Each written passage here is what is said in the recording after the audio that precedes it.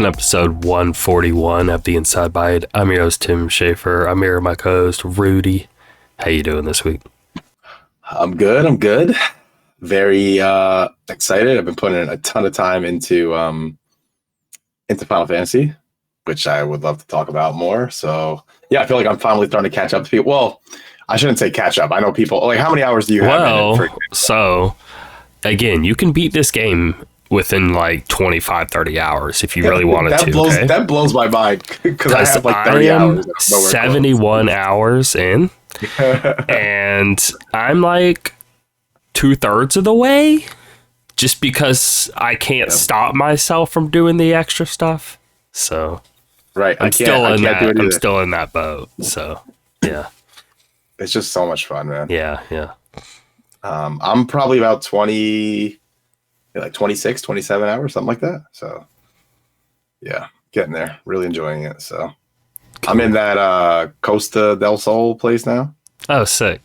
So, yeah, there's a few mini games there. Have you done any of them?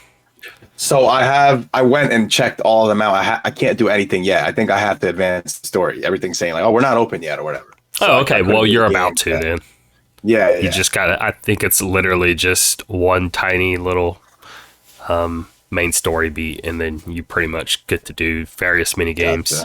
Gotcha. I like this one where you play as Red, and it's like a soccer, but it's like, think like Rocket League in terms of how big the balls are and like the nets and stuff, but you're Red 13 instead of a car, and you're basically trying to do like Rocket League moves with him to like hit these big balls and big nets for little, like, I don't know, various weird objectives around different traps and stuff like that, and on a soccer field.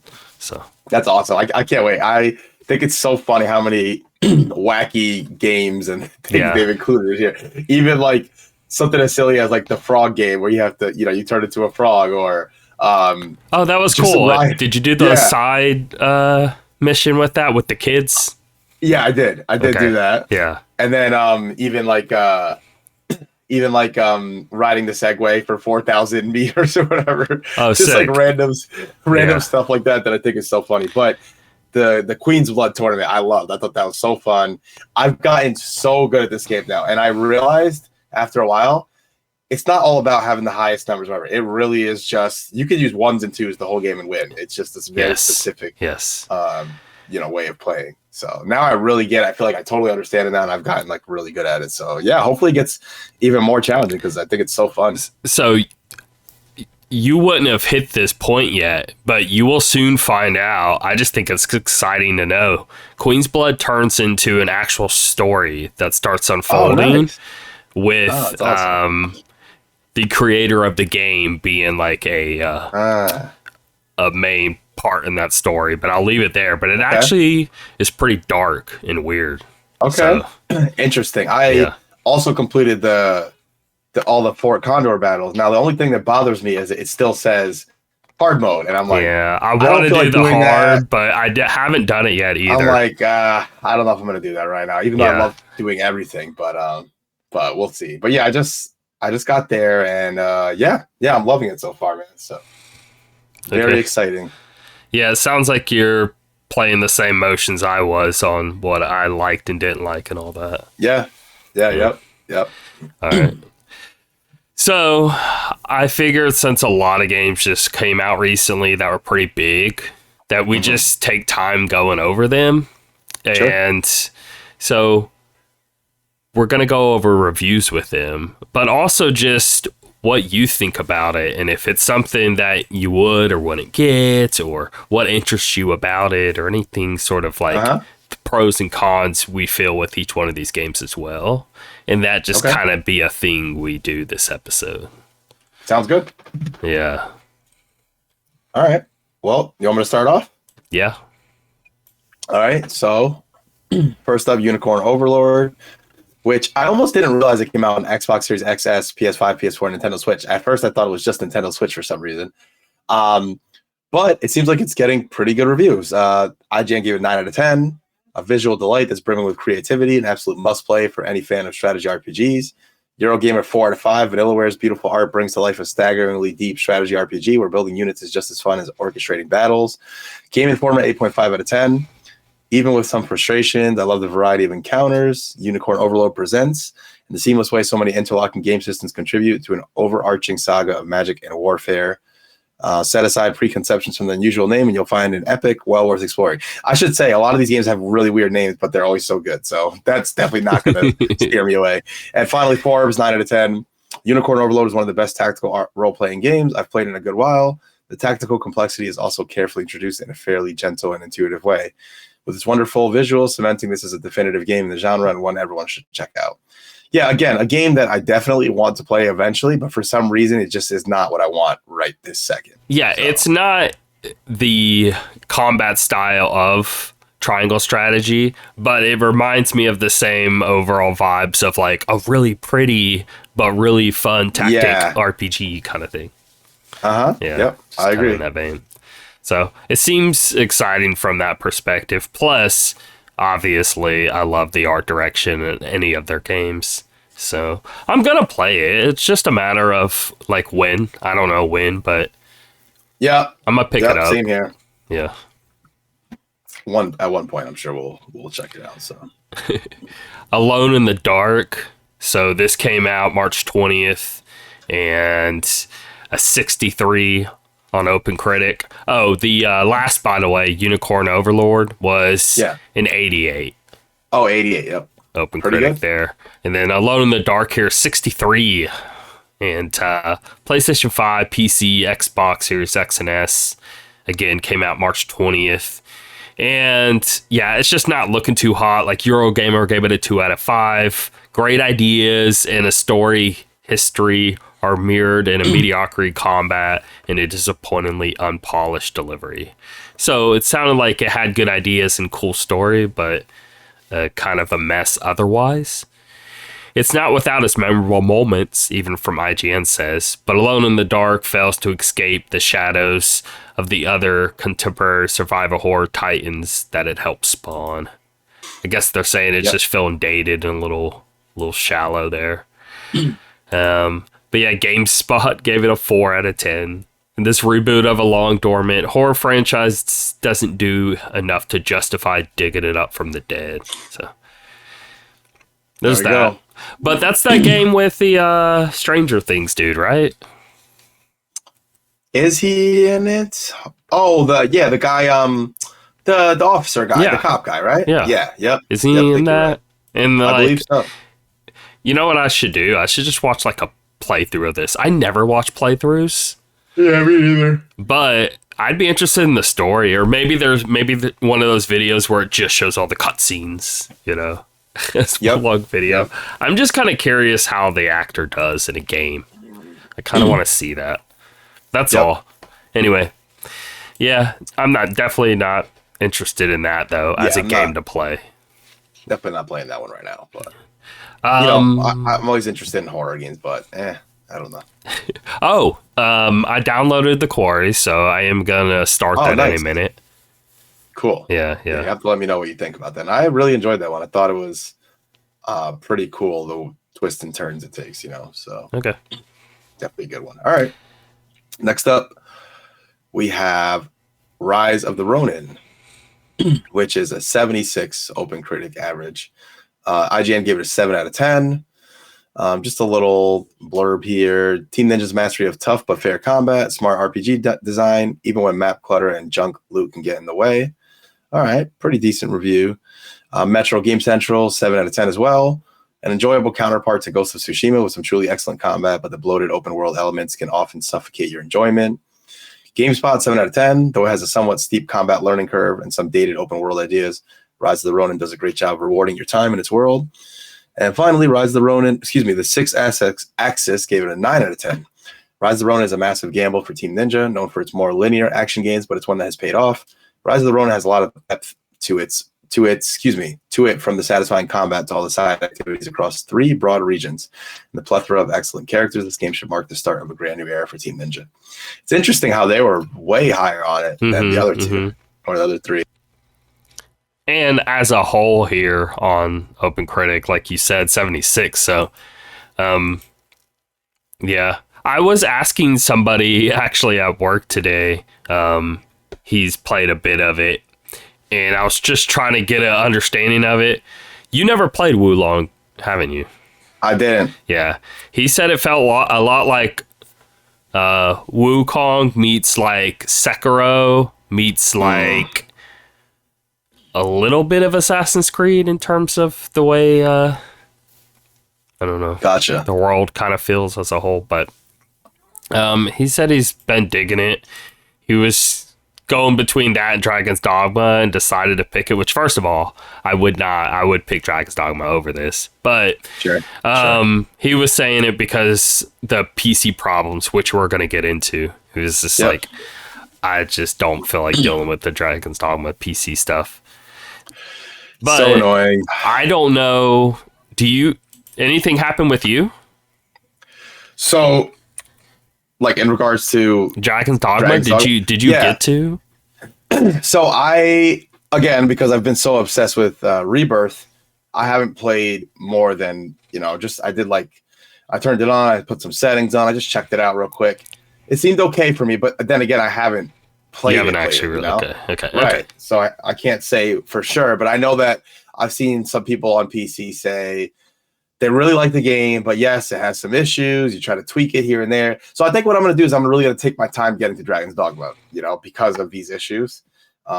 So I'll keep playing Final Fantasy, maybe try Dragon's Dogma, just get a taste of it. And because I've seen some really cool videos, it looks great, but oh man, these same issues as always, All right.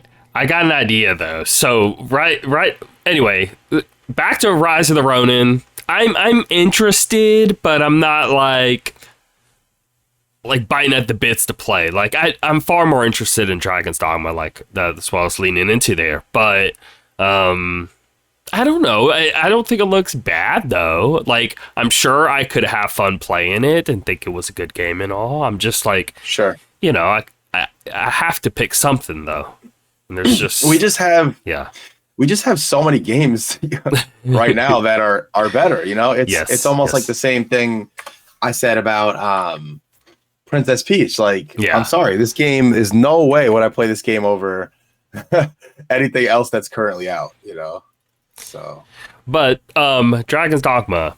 What I'm thinking is, do you want to go through the Steam? Oh, here's the question. I figured out the family stuff, okay? But it leads to a big question. So how it works is you join a family or create a family. Now, if you created the family, I'm fine with that of joining yours. The only thing is my son, I would want to have me and my kid on the same account. So it'd be two of me basically being a part of this create a family. Or I can make it and just invite you. And then we may have would still be in the same boat either way, but I don't care. I would join you. Yeah, I don't care either. I mean, it sounds like we still get the same benefits, right? It still ends up being the exact same for either one of us. I just don't know which to pick. Yeah, okay. We can sort it out later. Pick one. Okay. Family's a family. Either way, I want to do that. I want to try Dragon's Dogma with my build and see if I have issues or not. That's the thing. Yeah, I would love to test it on my rig.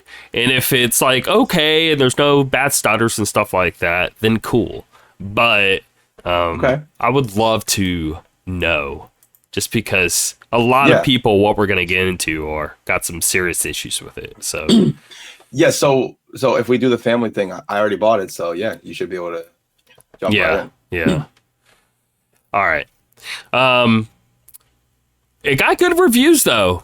Pretty good reviews. I mean, they're even acknowledging some issues in some of them, but it's still just hey, but it's still just so great of a game anyway, kind of thing. Sure. So, came out this 22nd, PC, PlayStation 5, Xbox Series X and S, 88 on Open Critic average. IGN gave it an 8, Eurogamer a 5 out of 5, PC Gamer an 89 out of 100, Metro Game Central 7 out of 10, Game Informer 9 out of 10, GameSpot 9 out of 10. A lot of high scores there. But like IGN put more of a redo than a sequel. Dragon's Dogma 2 is a strange and wonderful action RPG that bolsters the original strengths without addressing its weaknesses. Eurogamer, a huge improvement over the original and a captivating journey from beginning to end. A lot of people just seem to be like, incredible adventure kind of thing, right? Being really hyped in that direction. But if you go and actually like further in depth, read a lot of these reviews, they run into weird issues and stuff like that. But I guess the weight of the good is just too high, kind of thing. So, yep. Yeah, it looks. I mean, I know this happens sometimes where a game is so good, but you know the technical issues are not addressed, you know, in reviews, and so I don't want to play it currently. And so with that feeling, I feel that would weigh pretty strongly against like my score. Yeah, that's totally fair. Yeah, I've always, I don't know.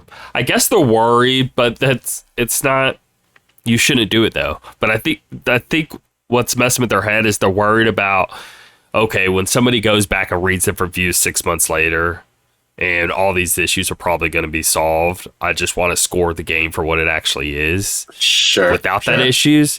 But if that's your argument, which I've seen many, many times, then I guess give us 2 scores.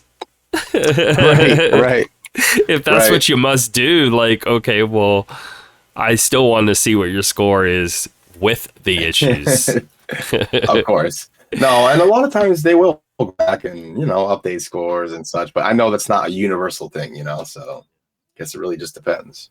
All right, I did want to dig into a lot more Dragon's Dogma 2 stuff here.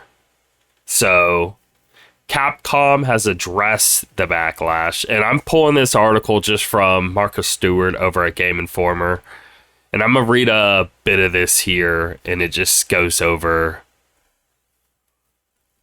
I don't know, why this is interesting, let's say. So, the game earned rave reviews from most critics, including 9 out of 10 from us over at Game Informer. But now that it's out in the wild, Steam players have bombarded the RPG with negative reviews due to its problematic launch performance and day one microtransactions. In terms of performance problems, Steam players have reported issues such as frame rate drops, freezes, crashes. Capcom has acknowledged these issues in a Steam blog post where it says, "To all those looking forward to this game, we sincerely apologize for any inconvenience. We are investigating fixing critical problems such as crashes and freezes. We will be addressing crashes and bug fixes starting from those with the highest priority and patches in the near future." In regards to the frame rate issues, Capcom writes, "A large amount of CPU usage is allocated to each character and calculating the impact of their physical presence in various areas.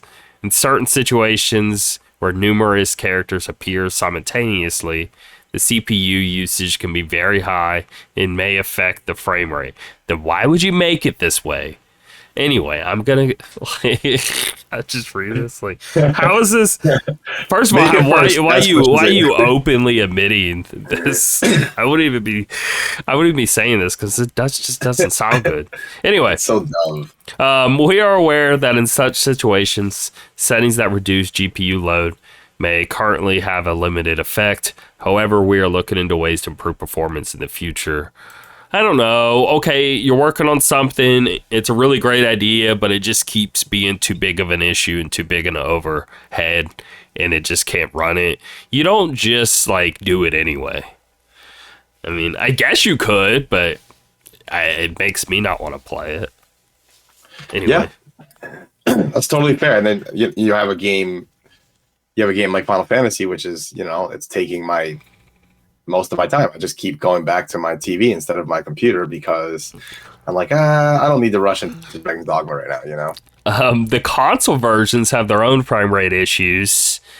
Large-scale battles are where you will see the performance on consoles take a big hit. When it had multiple enemies on screen and a pawn would cast a big spell, the frame rate dipped tremendously.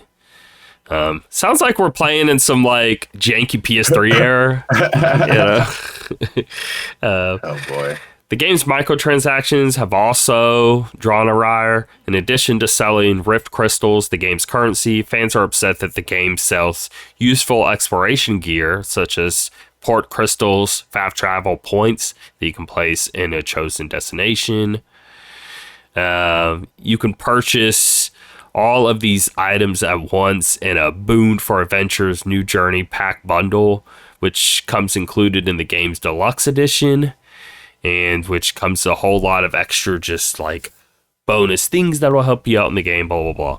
Now, I'm never going to be a person caring about any of this stuff in a game. If they have like microtransaction, but it's clearly just extra, just go have some fun stuff and not meant to like be the core experience, then that stuff doesn't bother me. But, you know, there's a fine line there, but I don't feel this crosses it. Anyway. I personally don't care if you have microtransaction in a single player game. I'm not like cheering for it, but I also just ignore them. I mean, whatever. It doesn't affect me, I guess. Like they would have to make it in a way where it actually did negatively impact the game somehow, right? Right.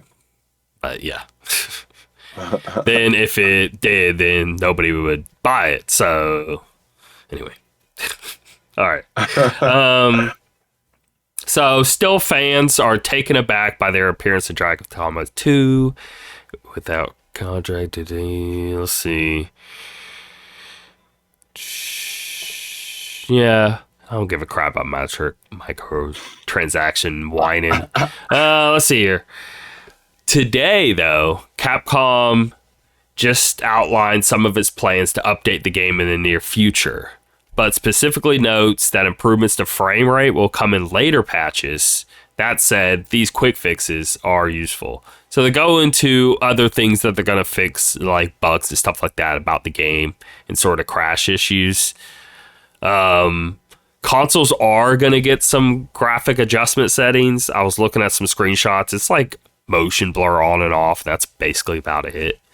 So maybe that'll help a little with frame rate, but yeah, I don't know. It's so weird that these like new consoles thing are just like dipping below 30 constantly, and then like you play it on PC and you're just stuttering left and right. So yeah, and also it's funny. I saw a comment. Someone was like talking about the issues that PC has or whatever, and someone's like, "Thank God for consoles," and the dude's like, "Wait, just so you know, the console version is probably even worse right now." So yeah. Dude, the last thing I want is like big epic battle about to take place, right? And you're like super immersed, and then here just starts stuttering left and right. Like gross. I can't do it. No, I totally agree, man. That's a turn off. So yeah. I probably will check the game out and play it a bit. Well, that's me too. I want to see how it works, and if it runs okay, cool, right? But I have a feeling, you know, maybe I'll run until I don't know. We'll see.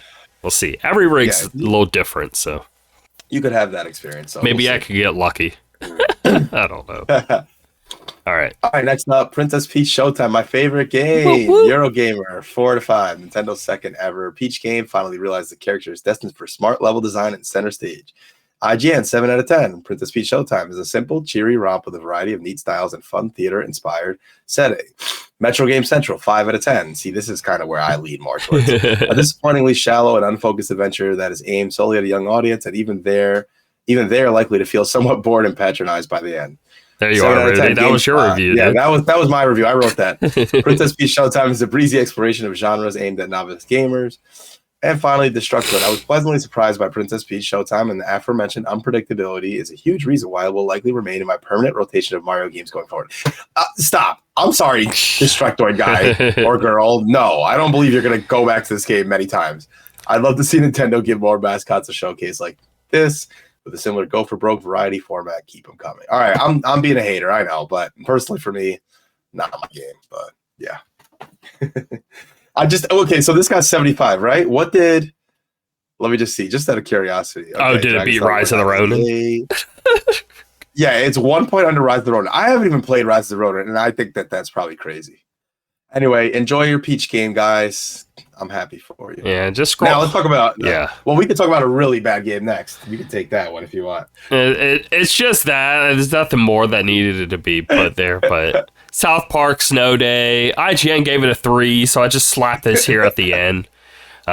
Whether it's due to its thoroughly unenjoyable combat or the uncharacteristic toothless and unfunny story, I can't recommend anyone waste their time on this cooperative lost cause, even my fellow diehard South Park fans. 3 out of 10. What do they mean cooperative lost cause? Is it a co-op game, or are they just saying people, like, what do they mean by that? That's what I'm confused about. I didn't know if it waste their time on this cooperative lost cause. Yeah.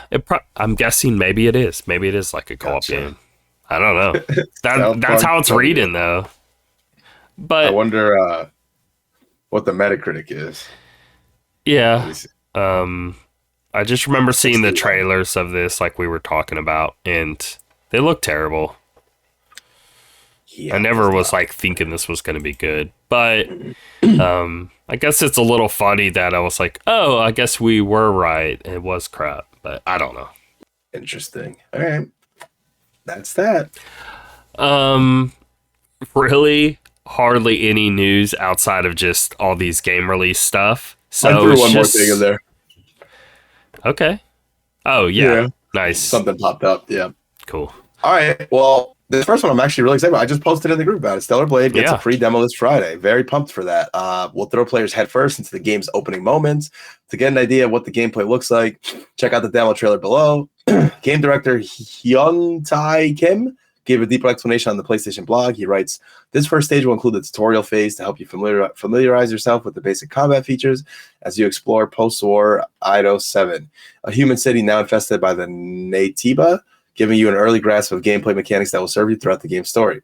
Stellar Blade is a PS5 exclusive that launches April 26th. Its demo launches on March 29th at 7 a.m. PDT or 2 p.m. GMT. So what I'm really excited about with this game is they made it a point to talk about the frame rate and how smooth it'll feel in the combat.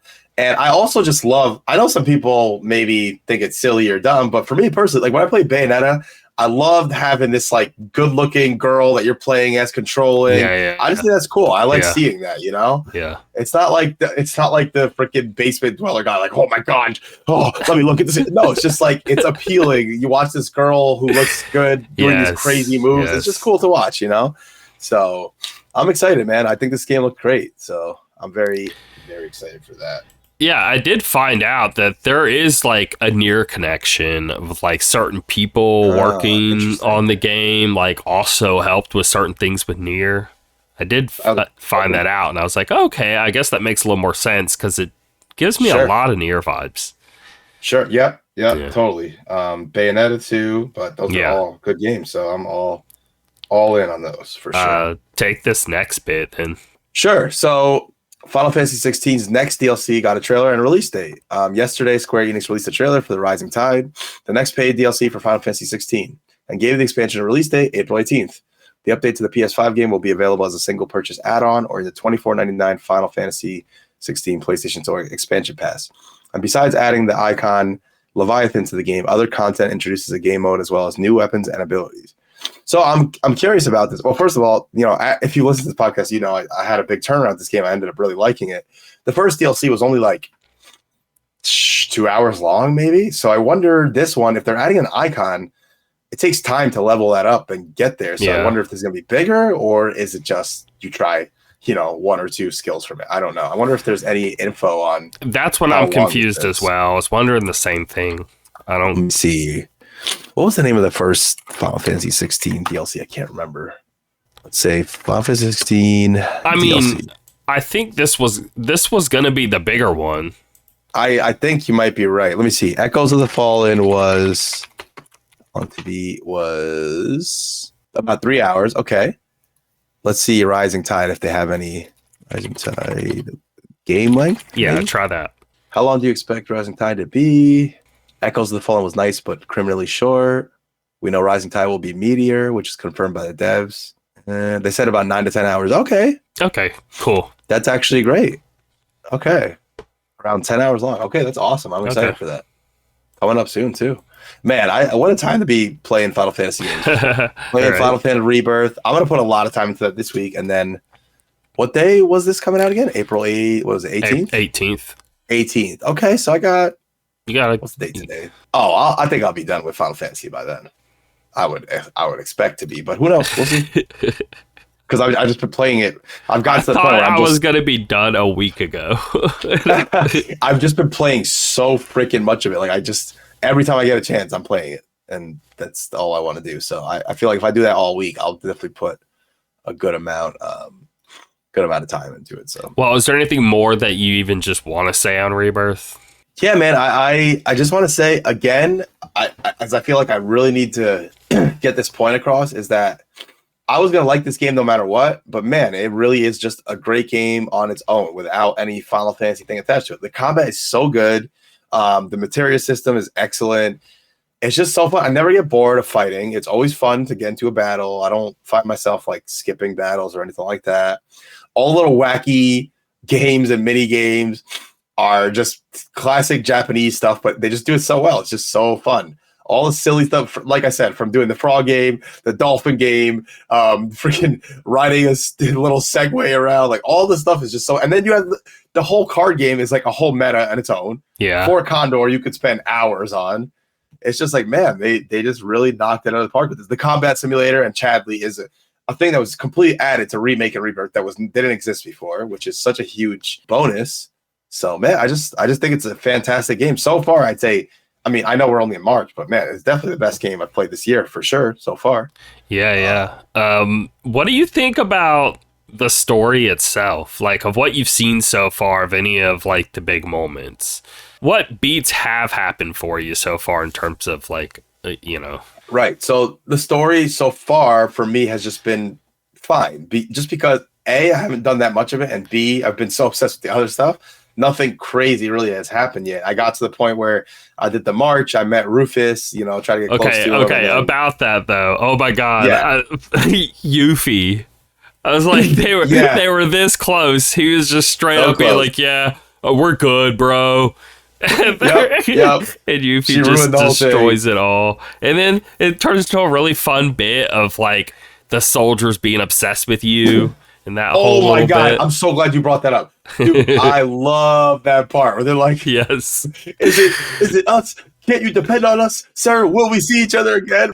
Cloud's like, I love when Cloud's like, just know, guys, that I'm sorry. They're like, okay, sir, you don't have to take it that far. We know you're busy. I love that. I thought that was so funny and so good.